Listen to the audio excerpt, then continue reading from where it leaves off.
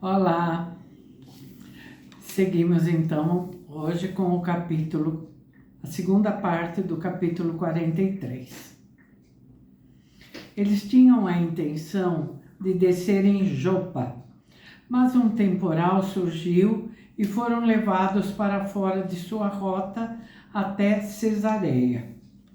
Lucano, Riléu e Arié estavam juntos na amurada do navio, observando a aproximação da costa da Judéia, e Lucano pensava: aqui está meu lar, do qual fugi sempre. O porto de Cesareia era um comprido contraforte negro de pedra que avançava pelo mar adentro, e Riléu explicou que de um lado os galeões romanos carregavam e descarregavam a carga, e que do outro desembarcavam passageiros ou os tomavam a bordo. Disse sorrindo: tenho um amigo querido, um oficial romano que foi designado para esta região há 3 anos. Gostareis dele, um tipo mordaz e oblíquo, sem ilusões.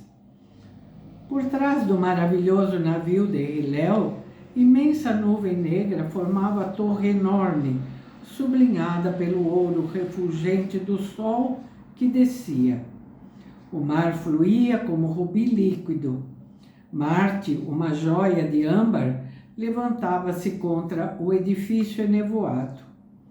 O navio deslizou pelo contraforte movimentado que era o porto.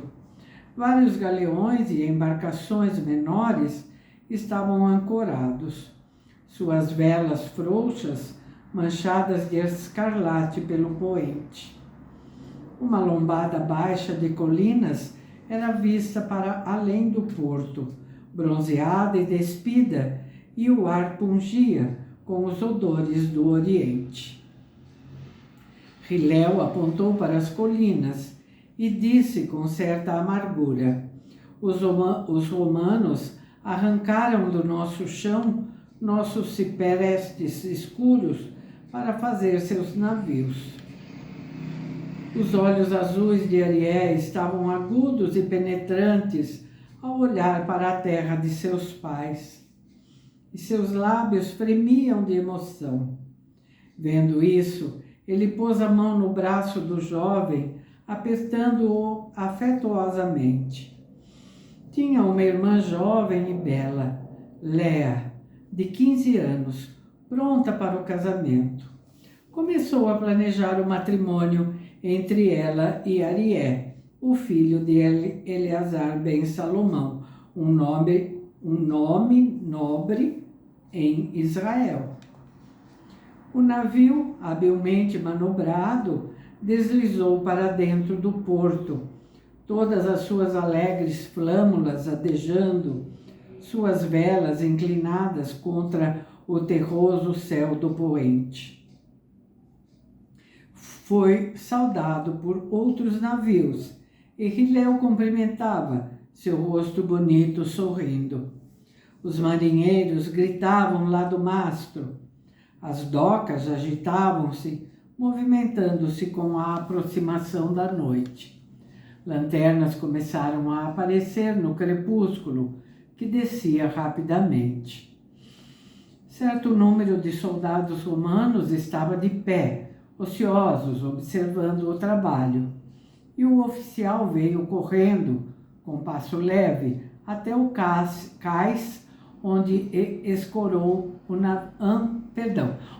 ancorou o navio de Riléu. Riléu, chamou ele, a voz forte e satisfeita.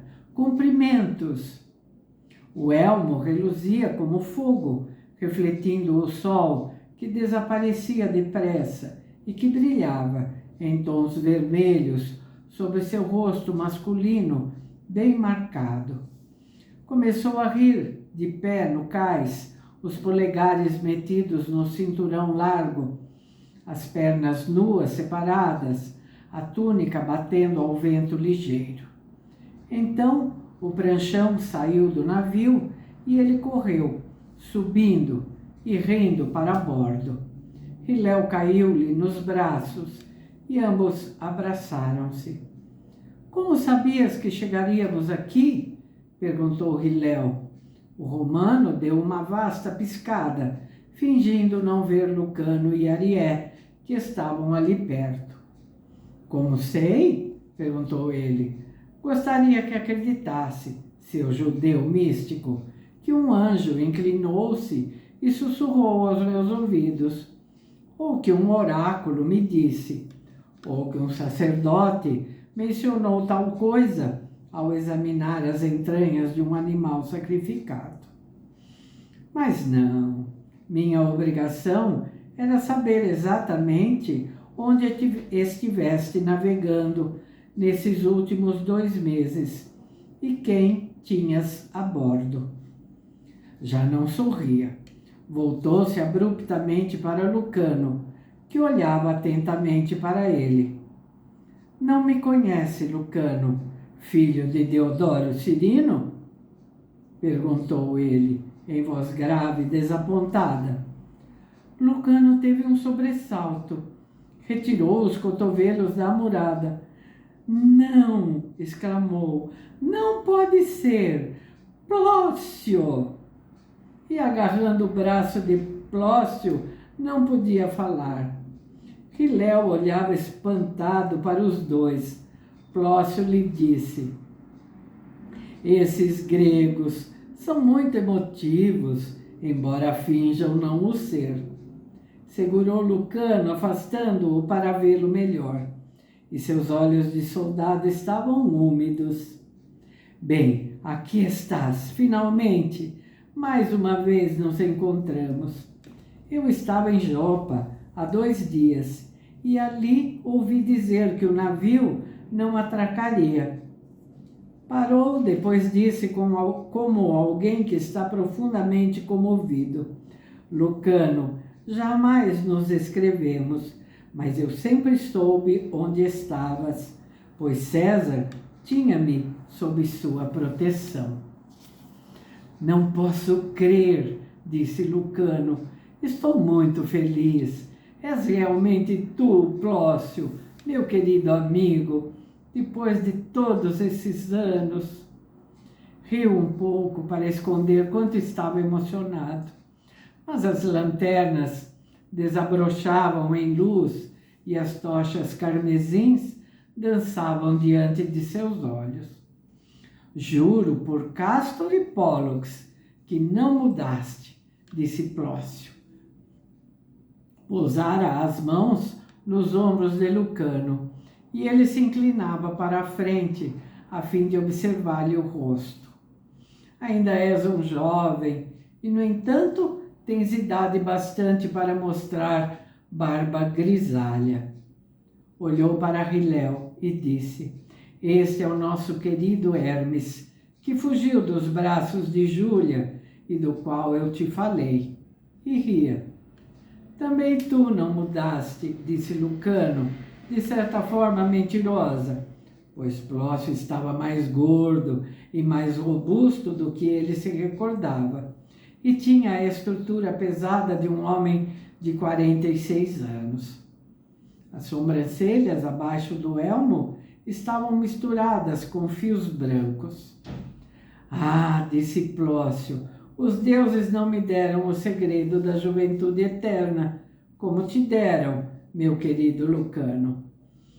Sob este elmo tenho a cabeça calva.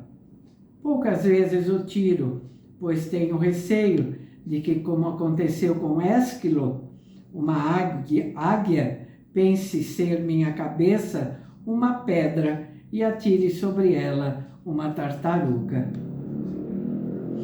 Prefiro, entretanto, recordar que também Péricles era calvo e mantinha o elmo na cabeça por essa mesma razão. Riu de novo, e seu riso ressoou por sobre a água.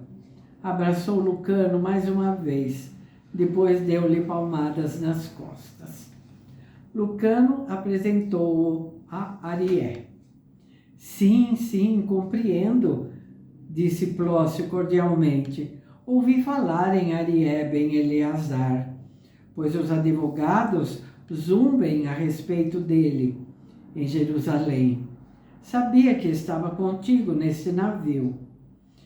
Hilel, estou contente por ver que não estás doente, como me haviam informado. Estou muito bem, respondeu o outro, e agora deves nos arranjar alojamento para a noite, Plócio, pois pretendo permanecer aqui alguns dias. O rosto de Plócio modificou-se, tornou-se sombrio e impenetrável. Voltou-se para o lado e não olhou para Lucano quando disse: está tudo arranjado, pois que sabia que chegaríeis aqui. Pôncio Pilatos ofereceu bondosamente a casa dele para vosso uso, pois estará em Jerusalém algumas semanas. Acredito que deseja retornar a Roma, pois sua esposa tem estado perturbada há algum tempo. Tua própria casa seria muito boa, disse Hilel. Franziu ligeiramente as sobrancelhas. Prefiro não ser hóspede de Pôncio Pilatos. Minha casa, disse Plócio, foi vendida recentemente. Estou agora adido ao pessoal da casa de Pôncio Pilatos. Não deves ficar na ofensiva, meu querido Hilel. Sei que nunca tiveste simpatia pelo procurador. Não gosto de Herodes, que construiu para ele aquela bonita casa, disse Hilel, em tom veemente. Plócio estudou-lhe o rosto astutamente e falou: queres dizer que não gosta mais dos romanos? Bem, então vai para uma taverna, saduceu de pescoço duro, e goza as pulgas e os cães. Hilel hesitou, olhou para Lucano e Arié. Depois ergueu os ombros. Bem, se meus amigos não fazem objeção, iremos para a casa de Pilatos, sem prazer. Eu prefiro ir para onde fores, disse Lucano. Plócio olhou para ele estranhamente.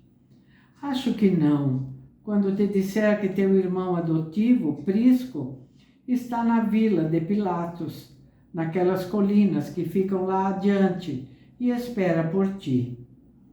Prisco, há tanto tempo não tenho notícias dele. Pensei que estivesse em Jerusalém. E Lucano mostrava-se de novo encantado. E estava, até algumas semanas atrás. E o tom de Plócio era estranho e reservado.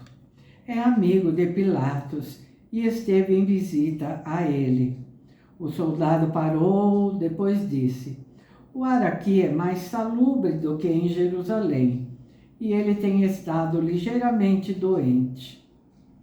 Hilel percebeu na voz de Plócio a reserva e o tom de quem deseja evitar algo. Mas Lucano, dominado pela alegria de ver seu velho amigo e pela notícia da presença de seu irmão na cidade, não percebeu.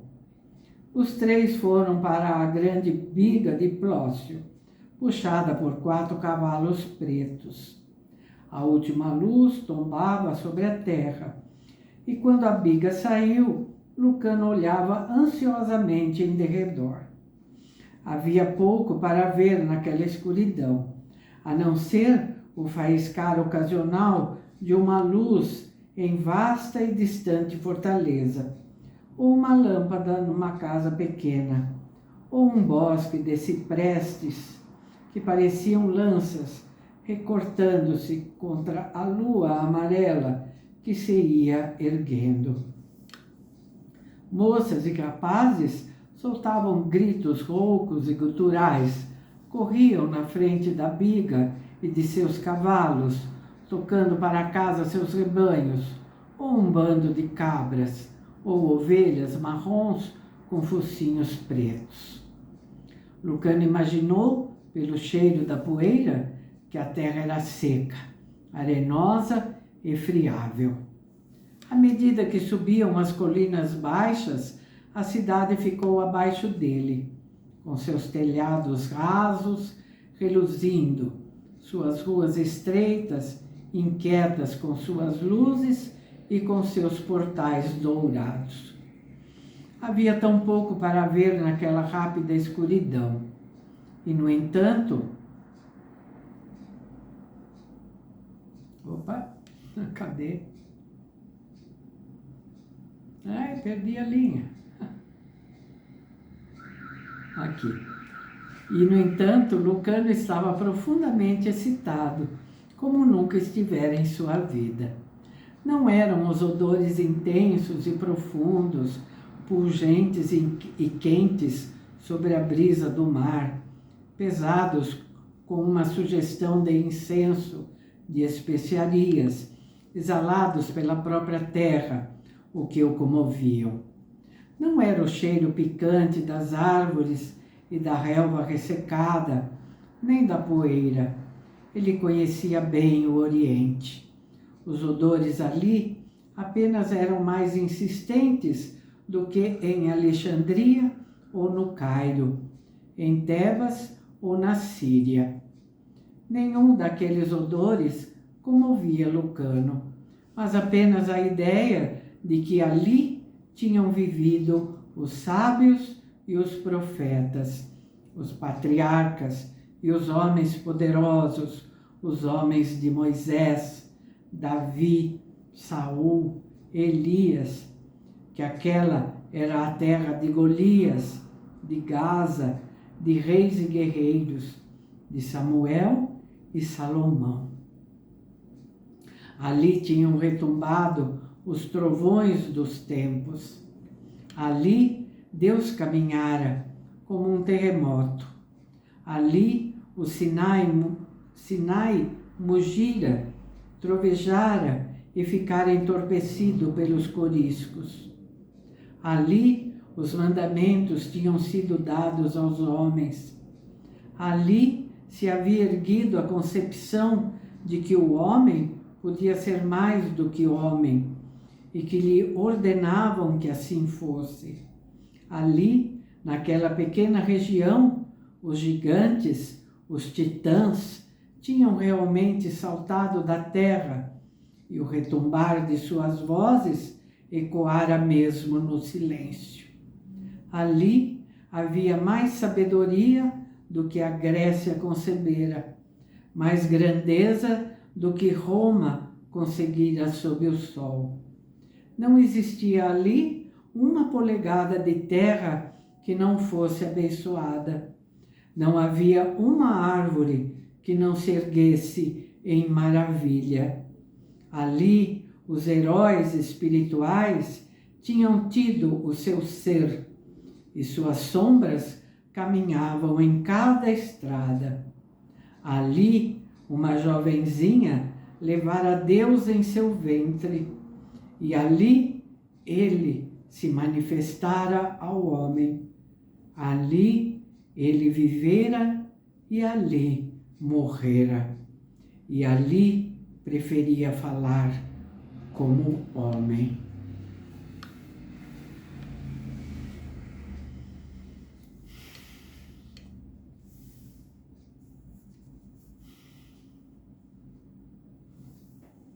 Que emoção ele deve estar sentindo, não?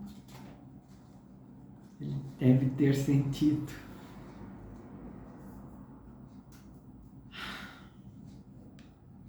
Bom, ficamos por aqui, tá? Aí vou, no próximo vídeo, ler para vocês a terceira parte do capítulo. Falei para vocês que ele era longo, né? Tá bem? Espero vocês então, ok? Até lá então. Tchauzinho.